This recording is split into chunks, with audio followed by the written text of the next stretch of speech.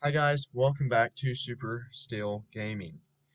Okay, this is awesome guys. So we're getting our first look at the Pacific campaign. Now, obviously it was confirmed, but now it is really confirmed. So let's go ahead and dive into this.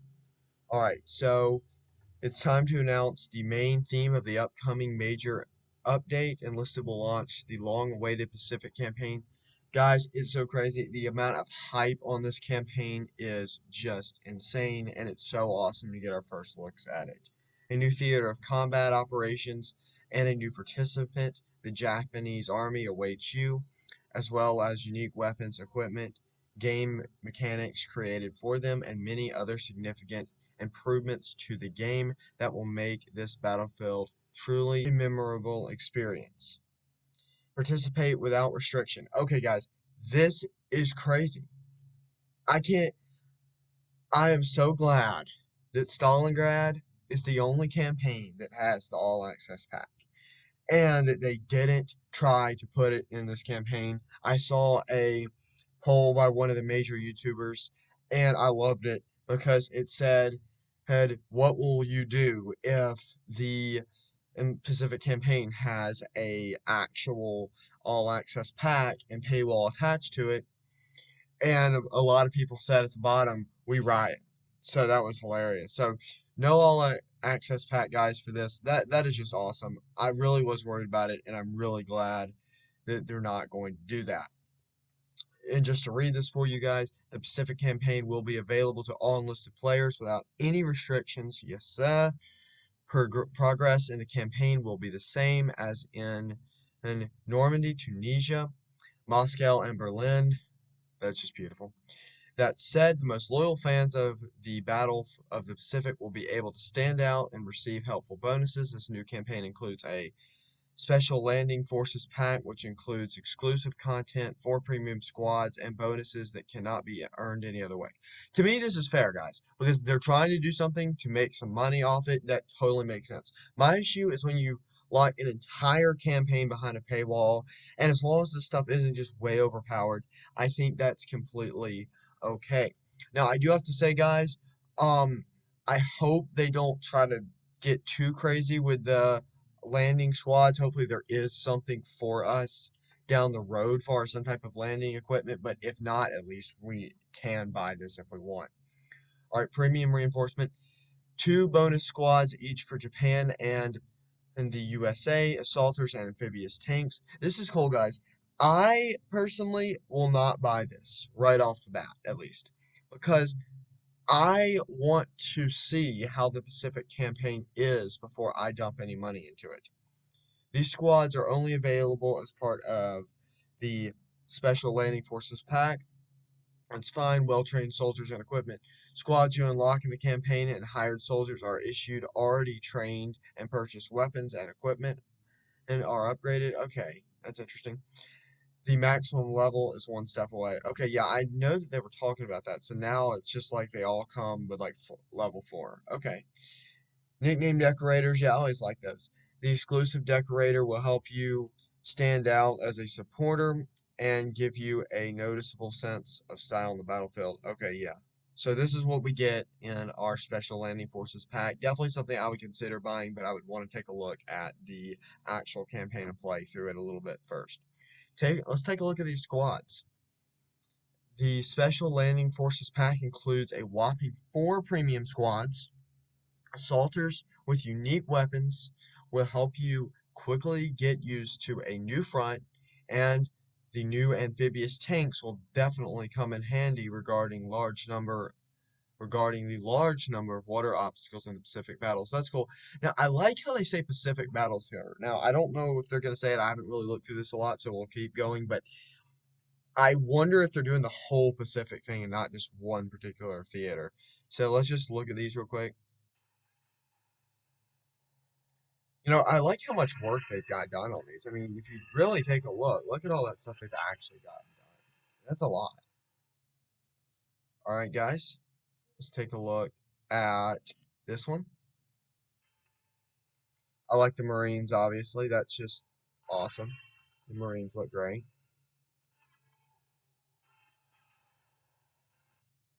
Yeah, the Marines look great, guys.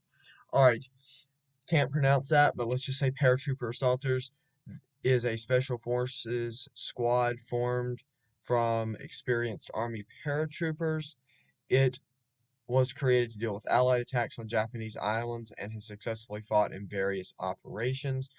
This the squad traditionally includes an experienced engineer. Okay, interesting. I do like this gun here. That's so cool. That's like some type of Mac 10 Uzi type thing. Second Marine Raider Battalion. Okay. The Raider Battalion was formed from experienced soldiers who were supplied with the best equipment of the Marines. They took part in the Guadalcanal campaign and won a major defensive victory at the Battle of Edson Ridge. The squad, like the Japanese, has an engineer capable of building any constructions as well. Okay, so we have a nice Thompson here. So let's talk about these weapons a little bit. An amazingly compact and lethal little guy, the Type 1 SMG for these assaulters has it all.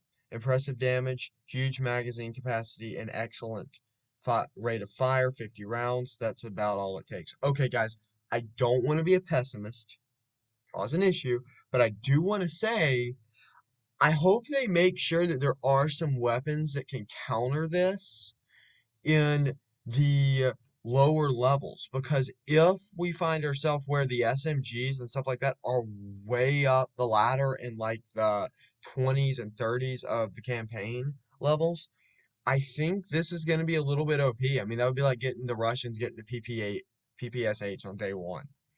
But just to take a look, let's take a look at this before I say that. The Thompson M1928 USMC is the unpretentious and lethal submachine gun that was used extensively by the American Marines on the Pacific Front. It is especially easy to control thanks to full-sized fore-end grip. Okay, so I guess what I'm saying is we have like a Mac 10 Uzi, and then we have a Thompson. So we'll just have to see how it goes. Let's take a look at our landing tanks here. I do like that, guys. It does look cool. I do wish they had normal landing craft. Even the landing tanks do look cool. Maybe they'll add normal landing craft later. All right, let's take a look at this. I like their music for the American side. I'll leave a link to these videos, guys, in the description, so you can take a look yourself. All right, pre-order bonuses. Purchase a special landing forces pack on PC before the release of the update and receive exclusive bonuses. If you're playing Enlisted on console, you can get these bonuses by purchasing the special landing forces pack within 14 days of the update release. Okay, well at least yeah. Yeah, so that's upsetting, guys, because that already is gonna say that this is gonna come out on PC probably before it comes out on console, but we will see. Let's go to this and see if it'll tell us the price. All right, so this is $30, guys. Um, Definitely would, sadly for me, I would have to actually play this campaign because like I don't know how they're gonna do. I mean, it would be like if you went out and bought the all access pack for Stalingrad and you truly didn't like the campaign, as a lot of people don't. So now you're sitting here paying that much money. So for me, no, I'm not gonna go with that until I play it. So what do we get? Let's just see here what we get with this. In this game, this in-game portrait, a samurai mask tank decorator, and camouflage for amphibious tanks. Y7 Jaws and Sakura stand out. The portrait and decorator will be available immediately after purchasing the pack, even before the release of the Pacific campaign. Okay. I mean, that's some cool stuff, guys. It really is some cool stuff. All right. I love this picture, guys. I love this. Now, this is just an amazing, amazing picture. Like, seriously, this is so cool. So, new nation, a new confrontation. The Pacific Front is the site of fierce battles between the USA and Japan. This means Enlisted will feature a new nation with its own unique squads, weapons, and vehicles. Yes, yes. Once again, guys, I am concerned about this. Like, I don't know. It could go either way. Like, I just don't know which side is going to have better equipment, like, and how they're going to play it out. So, we'll have to see how that goes. For the start, we prepare 26 levels for each side. And for this front, the U.S. Army will also get a big set of new weapons. Here are some samples. Okay, guys, let's take a look at some of the samples. Now, I'm not going to read off every single one of the sample things. I'll leave a link to this page in the description, guys, and you can actually come take a look at this for yourself. But let's just take a look. So we're going to have the Type 100 SMG, the Owen Mark 142, Australian machine gun. Interesting. Now, I was eyeing this, yes, the M1941 Johnson machine gun. This is interesting, guys. I would be interested to see how that plays. The Type 11 LMG. We will have the A6M2 Model 11. So it's kind of like a zero. Ooh, guys, now this is interesting. The M13 MGMC. Now that is an anti-aircraft gun. Self-propelled. That's pretty awesome. The Bonsai. Now this is something we should read about here. The Pacific Ocean is steeped not only in accent of salty water, but also in the spirit of heroism. So it is with this campaign enlisted that the Berserk attack mechanic will appear, sorry guys, during which your soldier will gather all their strength and unleash it in a rush with a cold weapon in their hands. Clutch your rifle and bayonet tighter, draw your trustworthy sword, or arm yourself with an axe, then press the button while running to noticeably speed up and unleash your fury on the enemy. That's crazy. Like, can you imagine, guys, being a bunch of Marines, like these guys just come charging at you? Japanese flare, okay. Many of you already recognize the Japanese huge mine from its appearance. The principle of its application is simple. You get close to a tank and hit it. Okay. But even in this case, there are tricks. Learn how to use the mine at distance and from the armor to have a chance to survive after the explosion and to fight even longer for the Emperor. Oh, wow. That's crazy, guys. So this is like a suicide mine. Okay, wow, that's crazy.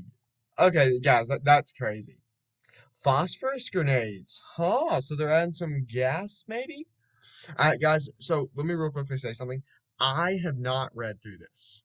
So, like, having trouble reading, like, I'm just trying to take all this in. So this is just new for me, too. Throw one into the enemy's cover, and if the explosion, and sorry, and if after the explosion the enemy is not swallowed up by fire, the dense toxic smoke will definitely blow them out of cover. Otherwise, they run the risk of dying from the fumes. Hmm, that's pretty cool. I wonder if they'll ever add like a gas mask thing. Just say. Stay tuned. After all, we've got a lot.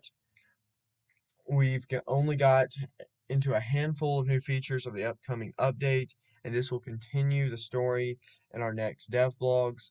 We've got a lot more interesting things prepared for you. Okay, guys, let's take a look at a few of these terrains. Now, I just have to say, guys, I'm impressed with how much they got, and like they're still sitting here telling us that they have a lot more coming. So that's pretty awesome.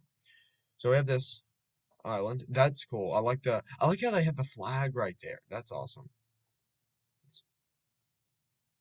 That's awesome. That's awesome right there, guys. That's awesome. I love the detail. Like the detail, like I am so excited to fight here. Like this is exciting. Wow. Look at that, guys. That's crazy good. That's crazy good.